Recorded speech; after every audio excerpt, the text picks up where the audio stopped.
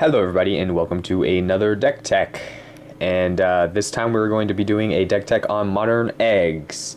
And before you just hate me already, and the fact that my sideboard's not sleeved and these sleeves are garbage, I'm gonna re-sleeve them soon. Eggs is just as powerful as it was before it got banned, and I will show you why. So first, let's go over the sideboard, I guess, because that's why we're here.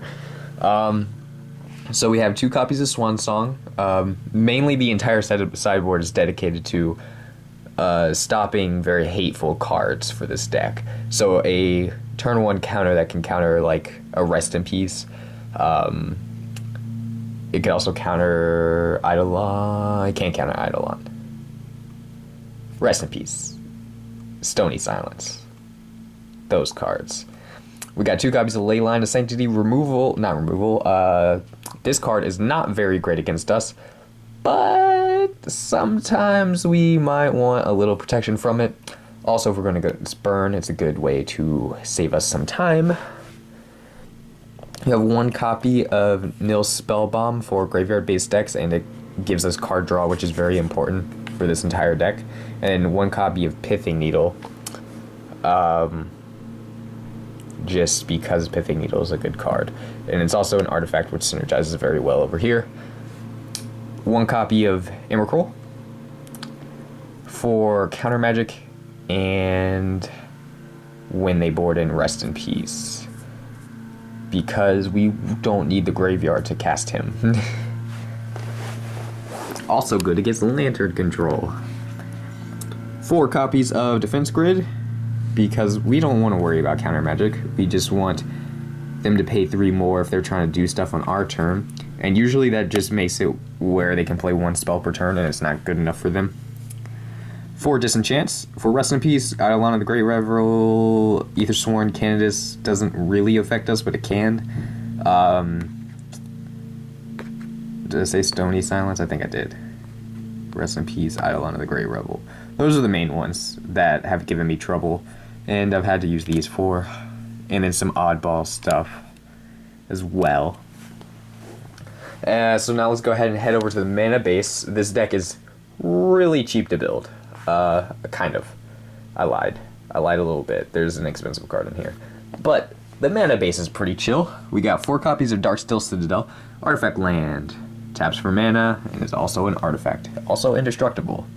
2 copies of Radiant Fountain to give us some life to help us last longer. 4 islands, 3 plains, 4 ghost quarters, and 2 flooded strands, and I'll explain the ghost quarters in a second. You might hear a lawnmower, and I apologize. Okay, so now over here on our 0 drops, we have 4 copies of Mox Opal. That's the expensive card I was talking about.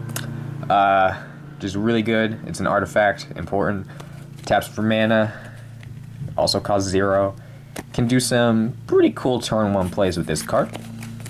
And then we have the recopies of Lotus Bloom. Crappy card to draw unless it's on turn 1. And we cheated them into play. They're black lotuses when we cheat them into play, but normally they have suspend 3 and then they do the black lotus thing. But it also has a converted mana cost of 0, very relevant. Also, to suspend it, it's 0. Also very relevant. Now, our 1 drops, we have a lot. And I know there's a glare, but I'm going to hold up all the cards so you know. We're going to save these 2 for later. So we have 4 copies of Chromatic Star. This is a cantrip, probably the best cantrip in the deck. For 1 drops. So whenever it goes to your graveyard, you draw a card, and then you can sacrifice it to add a mana. But the best part about this card is those are 2 separate clauses. You don't have to sacrifice this to draw the card. You can sacrifice it by other means to draw the card. And that's why that line is important. As you can see here, Chromatic Sphere, you have to sacrifice it to get your draw card. It does the same thing, but the draw card is attached to this ability. So you have to sacrifice it that way if you want to draw a card. And we have Terrion, which is the same thing as Chromatic Star, except it comes into play tapped, and you get 2 mana from it, but you also have to tap 2 mana. but it is a Sever Claws again, which is the important part, and we have 4 of those. And those are our cantrips to help us draw our entire deck, and I'll explain the combo in a second. And then eventually we'll generate absurd amount of mana, literally infinite. I'm sorry about all of that, don't pay attention to that over there. But once we get an absurd amount of mana, we have Codex Shredder, which says 5, sacrifice Codex Shredder, return a card from your graveyard to your hand, and we'll explain that in a second. And then we have Pyrite Spellbomb, which deals 2 damage to a player or a creature. Barely relevant. We can also sack it to draw a card, which is pretty good in the first game, trying to just keep the consistency high. Over here on our 2-drops, we have 4 reshapes, and you might be thinking, Scott, that is not a 2-drop. It is more than a 2-drop. But you play this for 2, you sacrifice an artifact, probably draw a card while you're at it, and then you get a Lotus Bloom, so you get a Black Lotus. Or, if you have a lot of mana, and you're trying to get the super duper combo going, you can pay 6 and get a Krark-clan Ironworks, which we'll get to. So this is another thing why a lot of our cards are based off artifacts. This helps us tutor. And then we have the best cantrip in the deck when we have mana for it. Ichor Wellspring. It draws a card when it enters and when it leaves. It's pretty good. So you play it, draw a card, sack it, draw a card.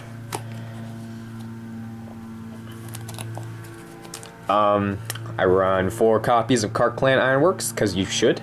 Sacrifice an artifact, add 2 mana to your mana pool. This is where things start getting a little absurd. With this card, you sacrifice Ichor Wellsprings, draw some cards. Sacrifice some Chromatic Stars, draw some more cards.